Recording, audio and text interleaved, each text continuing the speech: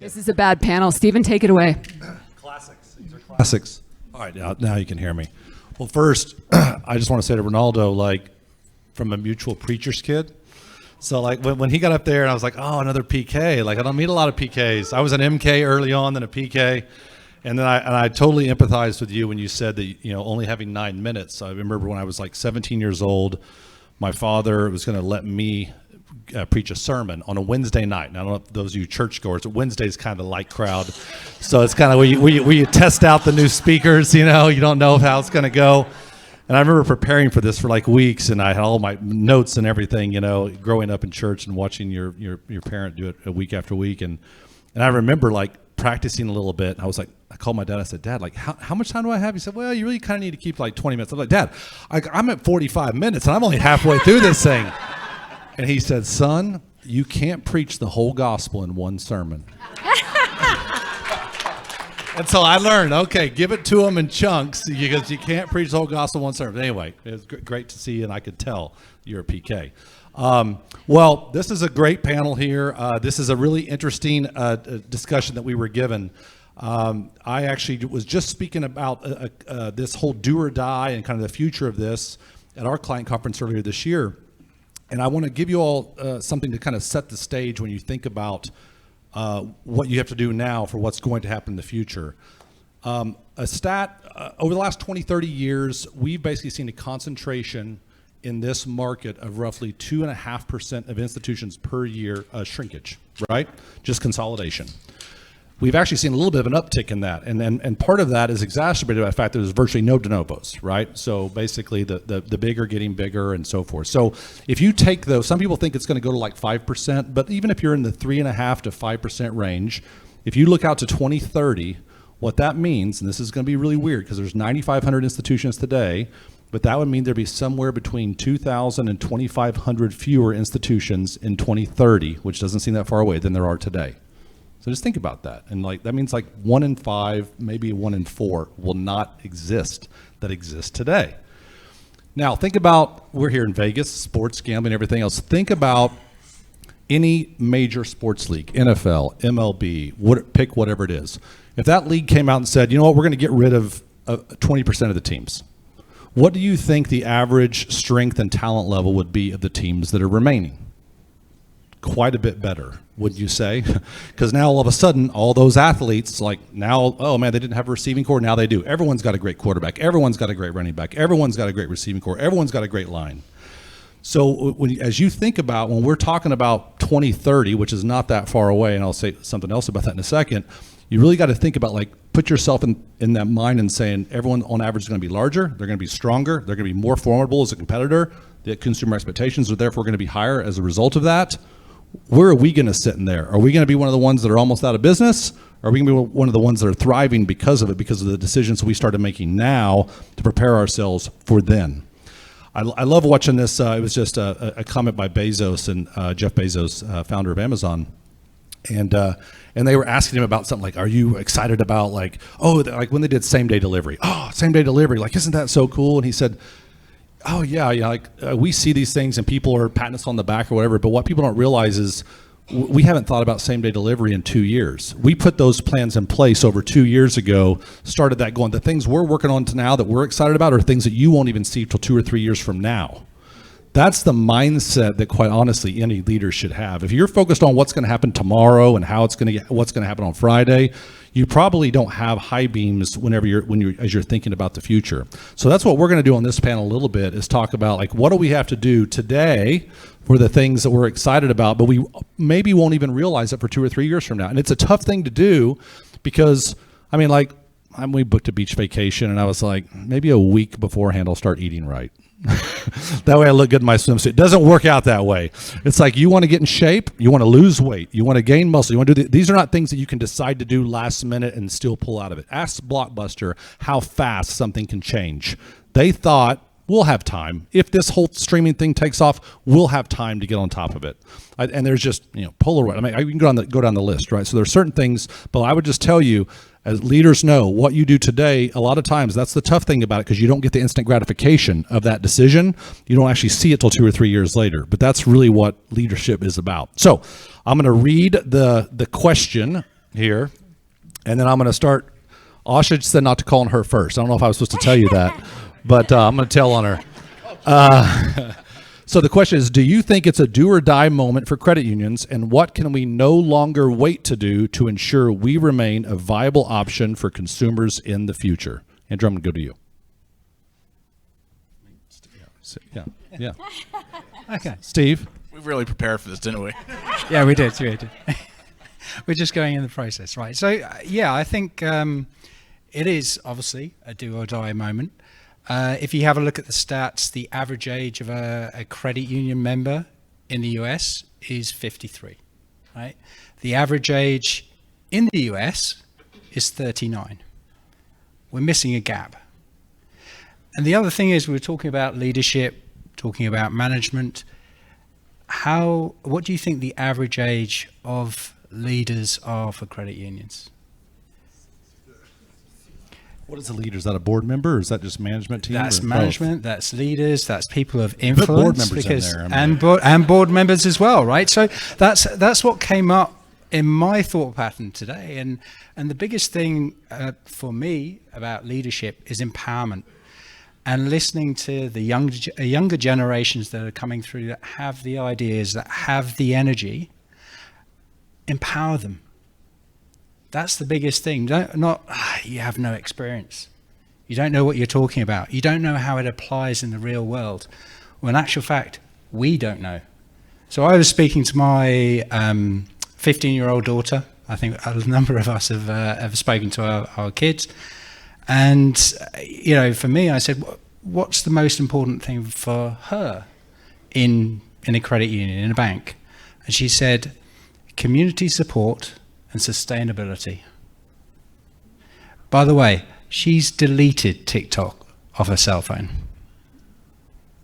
So just have a think about that, and then I'm watching enough TikToks for the both of us. yeah, well, there you are.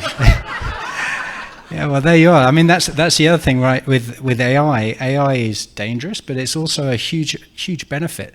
Everyone has a different purpose. Everyone has a different concept of what community support is. AI can help us understand that, help the credit unions actually be bespoke in how we distribute the monies across the community. So there's a real benefit in terms of enabling credit unions with digital technology. It's interesting you bring that. I thought about the same thing, which was credit unions should have an advantage when it comes to getting younger people, because credit unions actually have a purpose and a mission beyond making money. And that actually resonates a lot more with youth than it does with us old cynical people. I mean, really, you just get cynical as you get older. You're like, that's just the way it is. So, but yet, my kids are 24 and 25, but as teenagers, they're like, Dad, like, this is right and this is wrong, and we need to do something about like that. These are the people that are looking for something to put their passion behind.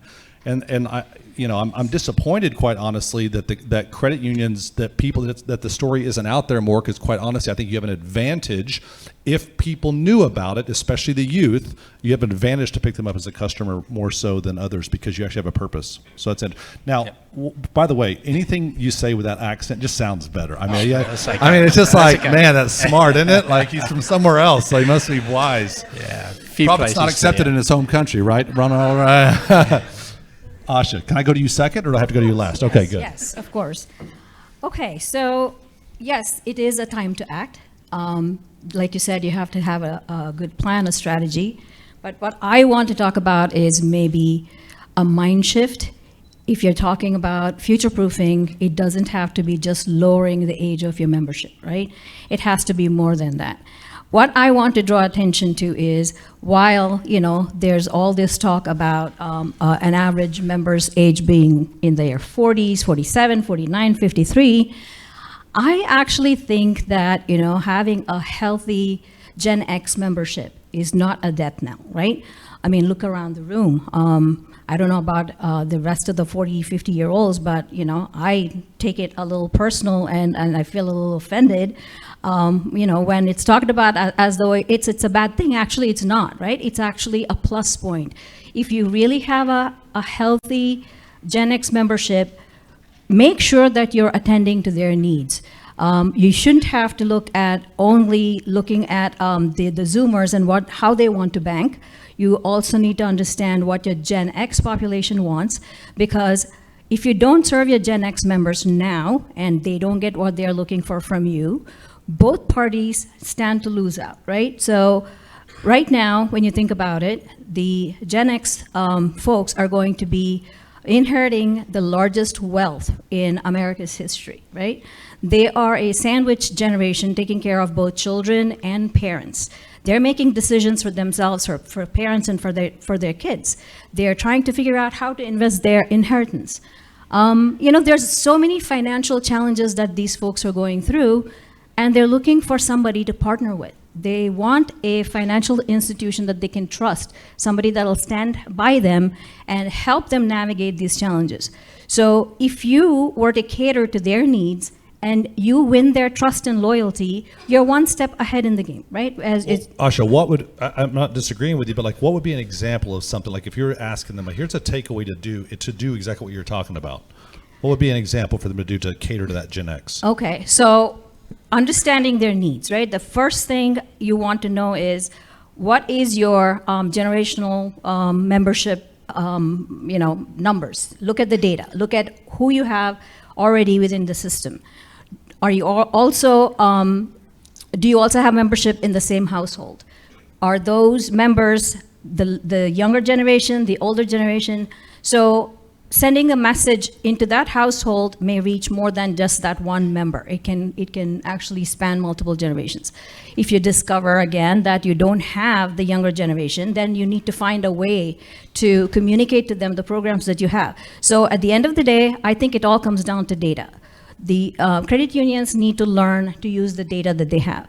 It's not just the internal data of their members, but also external data. Bring in all the sources to understand not just what your current members want, but also maybe within their households, within their communities, and what is their sphere of influence. One parent or one teacher can influence a lot of younger generation, like the Zoomers.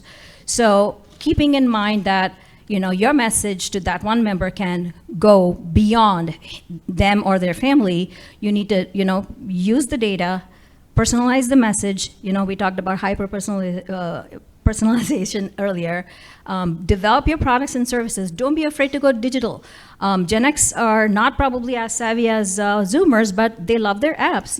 A lot of people are getting into digital banking. So make sure you use that, and of course all the technology advances that we talked about. You bring up a really good, I'm going to distill that down to how it hit me in terms of, like, one thing I would take away is look at the household. Be better at looking at the household. And that's really a good point, because I've been a member of Credit for a long time. I actually have multiple members of multiple credit unions, but my kids aren't.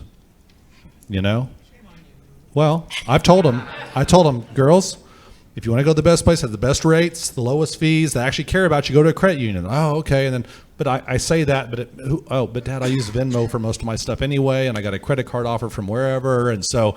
But really getting that message to the household is a really good point. It is low-hanging fruit, because you've already got someone there that probably already has a good experience with a credit union. Easier one. I don't think we do a good enough job on that. And then recapping yours a little bit, what I heard was, if you want to be prepared for the future, make sure that you don't have a particular, I'll just say, generation holding on to the power, the ideas, and everything else. You really have to incorporate who it is that you want more into your leadership and into your feedback loop and everything else, or it'd be really tough for you to get in their mind. I mean, they're there, you leverage them. Cool. Yeah, I mean, just quickly, how often do you, as credit unions, you actually say to someone junior, go and test out this solution? They test it out, they come back really enthusiastic, and it gets stopped at mid-management. Yeah. Oh, we can't do that. Yeah, it seems different. Crypto. Yeah. I mean, speaking of the generational thing, I'll tell you, Sue said something earlier, which I disagree with, kind of, Sue, but it's okay. You don't mind me disagreeing with you. She was, who did you call the last loyal generation? Who is that? Us. Well, I was there.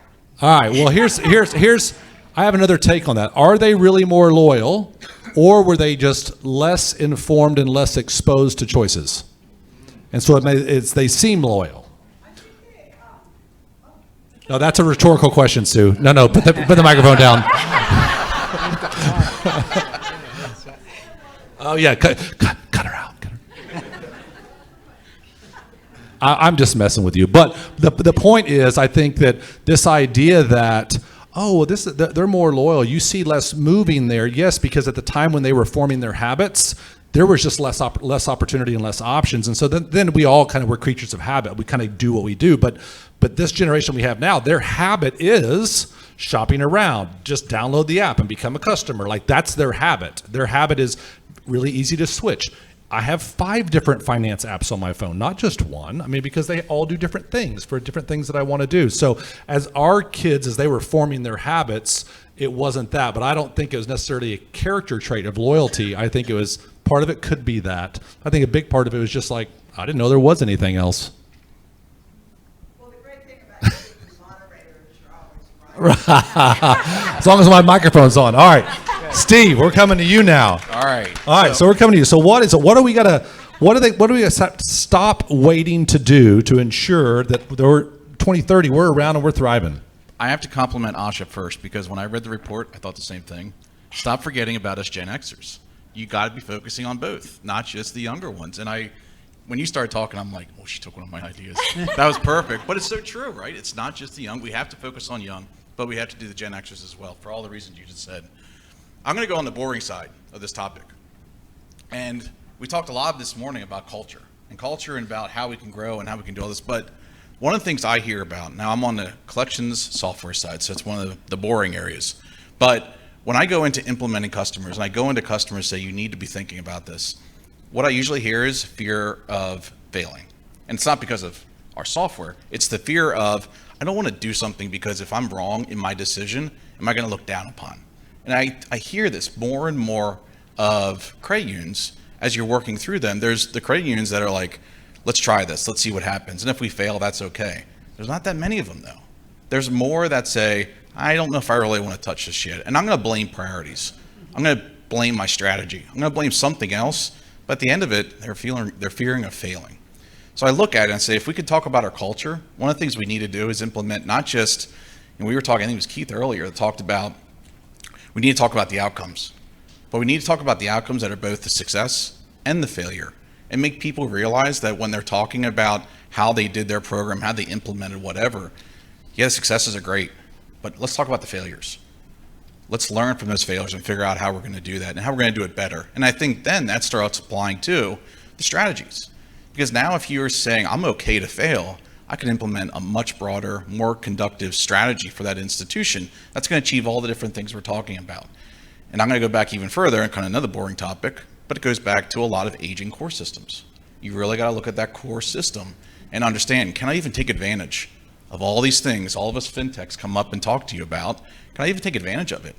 Well, what I usually hear is, I'm going to let the next guy deal with that core system upgrade because I don't want to touch it. My job's on the line. I don't want to be that person. But if we engage the ability for people to say it's okay to fail, we're going to be a much better industry to allow for us to take advantage of all these cool fintechs we're bringing to the table. It's not just us. There's tons of things, both ones that we're bringing as third parties, but also people that are doing themselves. We can take advantage of it. But it's got to be the core culture we got to work upon. And I think that's a big thing that's impacting our industry. Thank you, Steve. So I'm gonna go down. I'm gonna give you I'm gonna tell you the question, but since this is a surprise question, I'm gonna let you have a chance to think about it, and I'll say a few things just so I don't totally. And then actually, raise your hand if you want to go first. I'm gonna call on you first, probably Asha. She came up to me before this and was like, "Now listen, don't call on me first." I was like, "Yes, ma'am." I wanted the technology I message know. to come out first. I'm just messing with you. I'm totally giving you a hard time. So it's do or die, right? So I'm gonna ask you. Basically, it's a two-part question, but if one thing you get to pick, the credit unions that do, what's going to be a common theme that you see among them versus the credit unions that die, what's going to be a common thread among them, right? Like you hear about things like blue zones, right? And then they go and they study it. Oh, they eat a lot of fish, and they have good community, and they make sure they get plenty of rest, and they're walking. Like people go and study these things, right? Of things that have longevity, and they try to find the commonalities of those things. So let's start with do. So when you say, man, in 2030, the credit unions that do, all of them have at least this thing in common. Go, Asha, go. I love All it. right. I think the main thing is understanding your members and their needs, right? So The ones that are going to survive are the ones that have taken the time to learn their membership, their needs, and working with them alongside them to provide the services that they really require, right? And again, it's going to come back to data. It's going to come back to the talent that you have within your credit union. If you don't have the right skill set, then you have to start being creative. You have to upskill your staff or bring external help, whatever it may be, but you need to address that problem now. Don't put it off for later. Okay. You need to start looking at that data now. So if I said, those that do will have in common that they all are really good at using data to understand their membership and their needs. Yes. All the successful ones will be. They won't have lucked into it. Okay, That's good. I correct. like it. Steve, you have it? She took my idea again. I mean, Okay, all right. it comes right, but it comes. You're just it's giving the her an truth. amen? It is the truth. We have to understand this data to really understand where we need to go. And it goes back to that outcome that Keith was talking about. If we understand how we failed, or we understand how we're being successful, it is going to be those are going to be the winners. Those are going to be the that survive. So I completely agree with you. It does come down to the data, but also then probably we talked about member experience. How do we take what you're talking about earlier?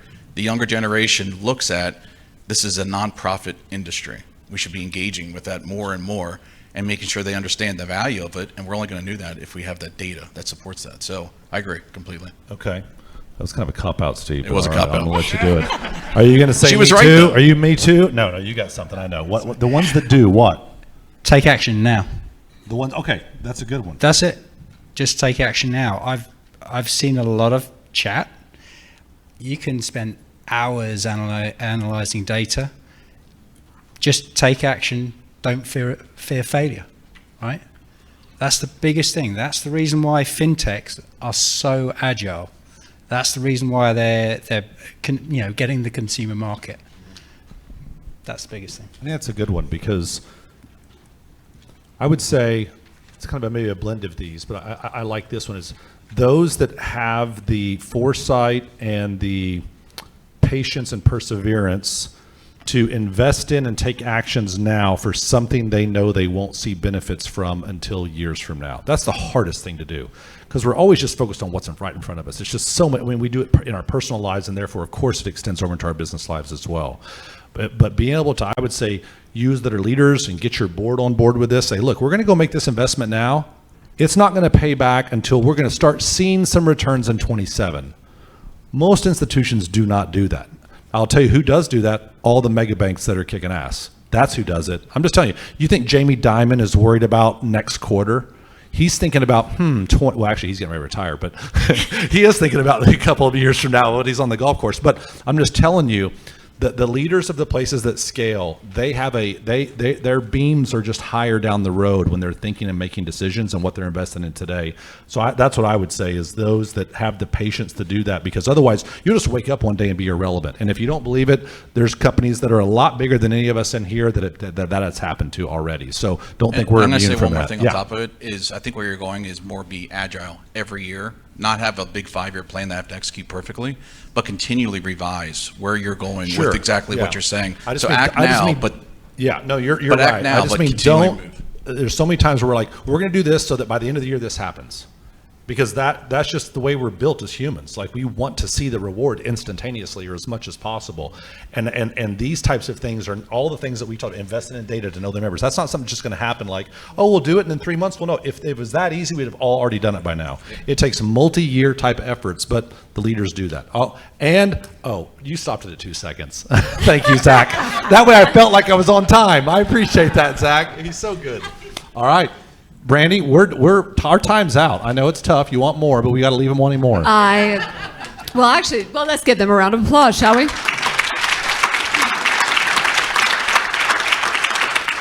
And we were just strategizing on what questions to put towards you guys. We actually have some time for Q&A here, and we don't know if we want to mix it up. Did you guys share what's in common with people that die? Did I miss that at the end? I gave him kind of the option. I could see where I didn't want to. Everybody I thought said the do. So then my first question is, Because the die, they're going to say the opposite of the do. what's going to be in common of those credit union individuals that die? All your hard work is for nothing. You won't have a legacy. It'll be gone. It'll be a memory. But what's in common that makes that happen? Inaction. I mean, he's right. It's in action, but it is sitting back saying, I'm going to remember the past and say that's always gotten me to this point. And it's not going to. We all knew that. I think that's, as Brandy said it earlier, you were saying, don't look at the past in some way. Yeah. It's the same thing, right? Well, it's like driving a car or riding a bike, right? You can't move forward looking behind you. You have to look forward. And without risk, there's no reward. You have to take a level of risk, make it an educated risk. Make sure, again, understand your membership, see what they need and where they're going.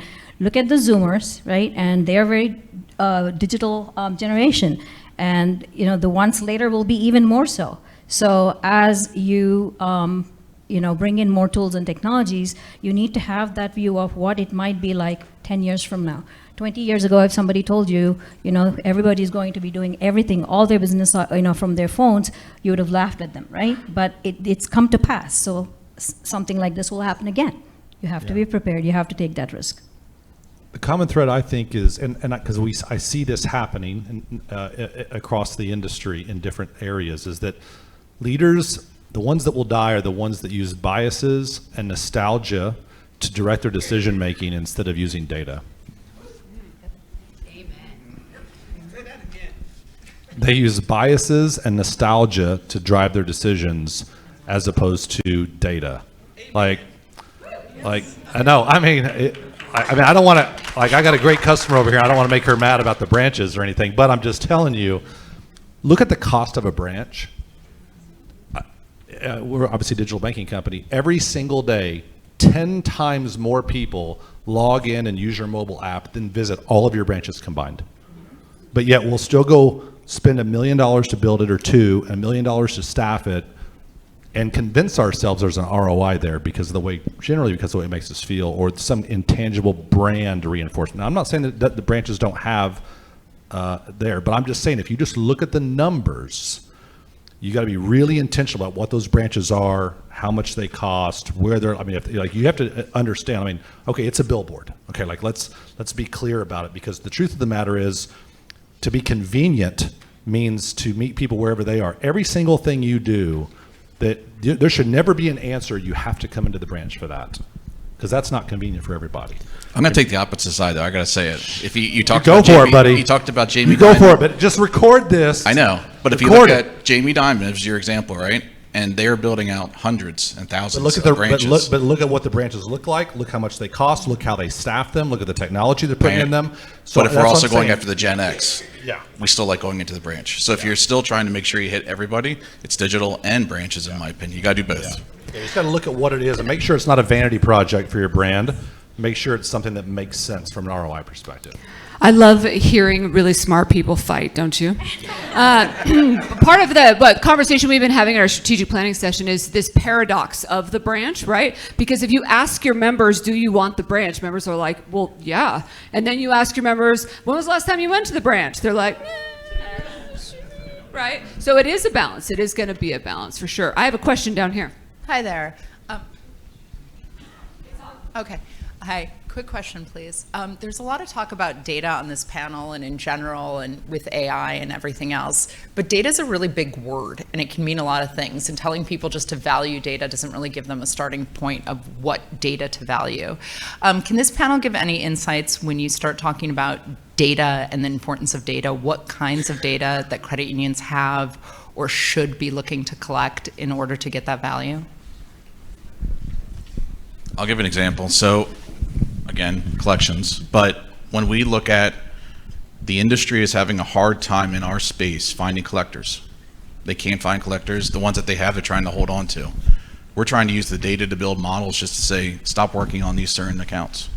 Focus your time and attention on the accounts that need the attention of the member. They need that member experience. Stop doing the hounding of just, I'm going to call and leave a voicemail, right? Use texting, use emails, use a digital channel, use Alchemy because you're going to do push notifications. But move those collectors and that skill set over to the later stage, to bankruptcies, because that's where your members are really suffering. They're in bankruptcy, they're rebuilding the car, whatever it might be. That's where you need their attention. So use the technology and the data really to help drive where's my most efficient use of my time. All right, so I always try to make sure that I never do a commercial for our company while I'm up here. It's important, but I'm only going to do a commercial for a company that we purchased. So a couple years ago, we purchased a company called Segment, because we had the same issue. We had all this data, you could report on it, you could sort the columns, filter it, all this, but they're like, well, what do I do with it? Like, what is the insight and the intelligence it gives me? It's a lot of data, and even it's clean. We found this company that basically was able to take all your core all your purchasing data, take that crazy string, cleanse it, categorize it, and then do what they call key lifestyle indicators. So now, are there any customers of Segment in here, by the way? A couple of them? Okay. Like they can go in and say, show me everyone who has kids, who's married, who's a golfer, who's a traveler, who's a timeshare owner, who is going to college, who has, I mean, it's amazing what they were able to do and drive just from transaction purchase history data across that. So that's one example of where like you'd be surprised. And the reason when I saw it, I was like, this is amazing, is because a couple years before I'd gone out to the Visa Innovation Lab in San Francisco, and they said, does anybody have a Visa card? And I said, let me show you this. I said, I got a Visa card. And so they like plugged it in this thing, and on this big screen, it was like 30 things about me, because it just went all through that. I was like, Visa knows this about me. It was like technologist, likes fashion, but I'm just saying, it was amazing. I was like, wow, you can do that just from my credit card history. So I'm just saying the data is there, but we have to use it. And that's one example of how you can know people just from the transaction history. So I would actually take it from a different angle, right? Which is, what is your credit union's mission, vision? And then how do you use the data to support that? So what are you looking at in terms of customers, the community to support? How are you helping those individuals, and start from the outcomes and look at the data that supports those outcomes?